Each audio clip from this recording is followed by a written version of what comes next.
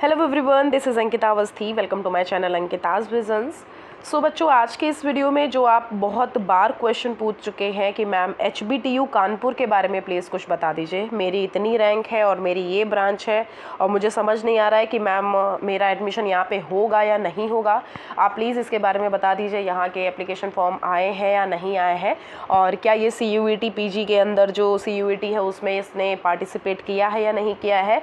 तो almost in सारी ये सारी जो कन्फ्यूज़न है, जो ये सारे क्वेश्चंस हैं, इनके आंसर आपको दूंगी और आपको बताऊंगी हर एक एक ब्रांच में कितनी क्या रैंक तक यहाँ पे क्लोजिंग हो सकती है, मतलब कि यहाँ कितनी रैंक वाले बच्चों को एंट्री मिल सकती है और कितनी रैंक वाले बच्चों को स्पॉट राउंड में एंट्री मिलेगी। ठीक है, तो थोड़ा सा ध्यान से सुनना। तो सबसे पहले हम आपको ये दिखा देते हैं कि ये यूनिवर्सिटी इसके अंदर पार्टिसिपेट कर रही है या नहीं कर रही है। तो सबसे पहले आपको पता होना चाहिए कि ये जो यूनिवर्सिटी है ये सेंट्रल नहीं है।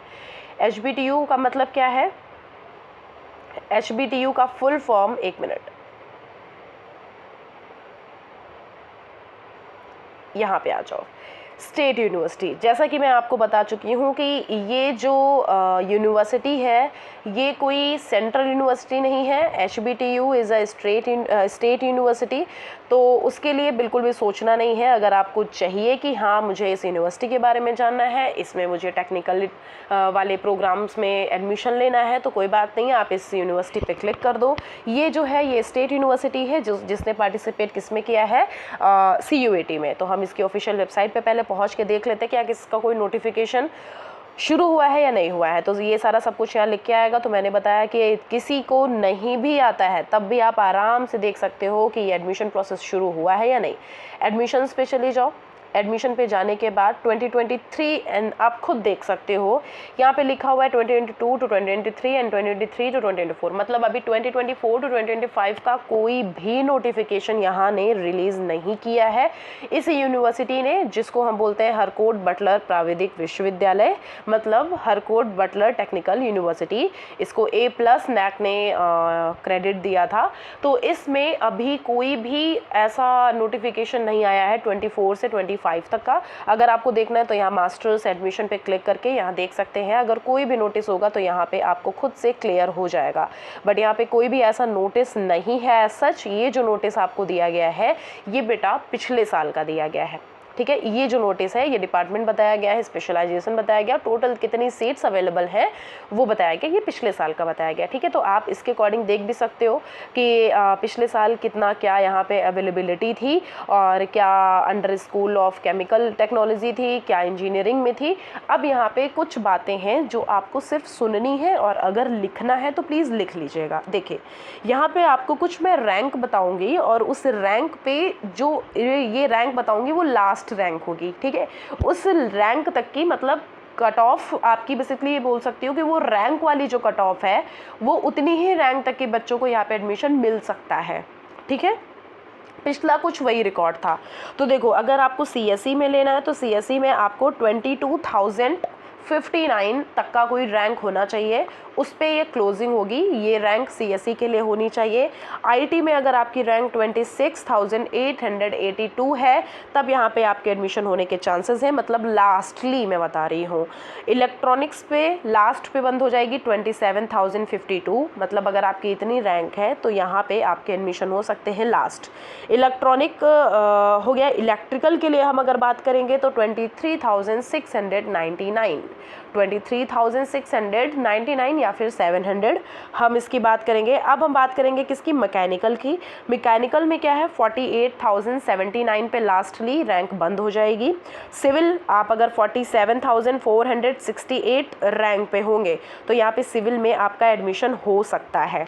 ठीक है, अब हम केमिकल की बात करेंगे तो 52,750 इतनी रैंक होगी तो आपके यहाँ पे एडमिशन होने के चांसेस हैं अगर लास्ट है। ठीक है, फिर हम बात करेंगे कि अगर फूड की बात करेंगे तो फूड में 71,313 रैंक उस पर बंद हो जाएगी। एंड बायोकेमिकल के लिए 60,998 इसकी लास्ट, पिछला हम एनालिसिस करके देखें तो लास्ट इसकी ये कट ऑफ थी। और ऑयल के लिए देखें तो 63,313 ये रैंक आपकी लास्ट है, अगर आपकी इतनी रैंक है तो आपका एडमिशन हो जाएगा, वरना उसके आगे है तो आपका नहीं होगा।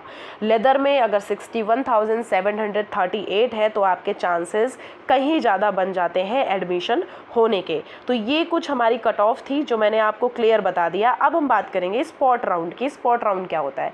कहीं पे स्पॉट राउंड ऑफलाइन होता है, कहीं कहीं पे ऑनलाइन होता है। जहाँ की HBTU की हम जहाँ तक की बात करें तो ये हमारा जो ऑफलाइन स्पॉट राउंड है वही कराता है, ठीक है। तो ऑफलाइन स्पॉट राउंड में क्या होता है, जैसे कि हमने बोल दिया कि लास्ट कट ऑफ आपकी 61,000 तक की ली गई है।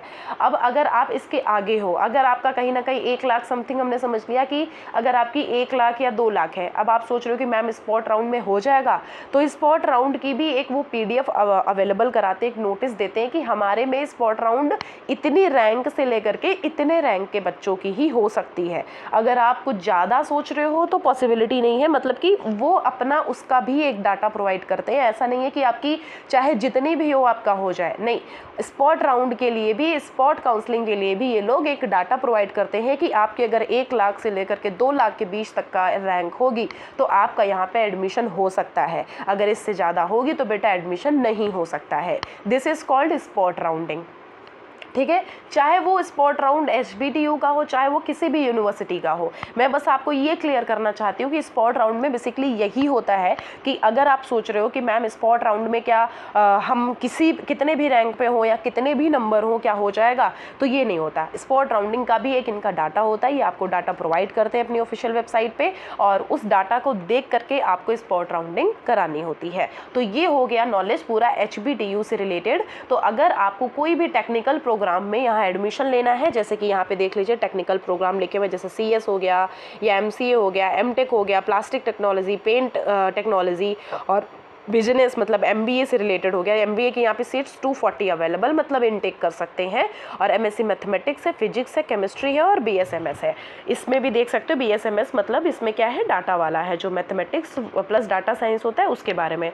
38 ऑलमोस्ट जो साइंस की यहाँ पे सीट्स अवेलेबल है वो 38 to 40, मतलब आपको अगर 50 to 60 बच्चों को यहाँ एडमिशन मिल जाता है, ठीक है। तो ये हमारा HBTU से रिलेटेड है। आपके अगर कुछ कम मार्क्स भी हैं तो मैं आपको ये ज़रूर से बोलूँगी कि यहाँ पे थोड़ा सा प्रेफर कर लो। अगर आपकी रैंकिंग देखना है तो एक बार आप रैंकिंग देख सकते हो, और रैंकिंग के अकॉर्डिंग मैंने बता दिया है कि आपके अगर इतने रैंक होंगे, मैंने बता दिया रैंक किसका क्या है, तो उसके अकॉर्डिंग आपके यहाँ पर एडमिशन होने के चांसेस हैं, ठीक है। तो ये रही पूरी ऑल अबाउट इन्फॉर्मेशन HBTU से related. Thank you so much. कोई कन्फ्यूज़न है कॉमेंट बॉक्स में कॉमेंट करो, रिप्लाई ज़रूर से करूँगी। Thank you.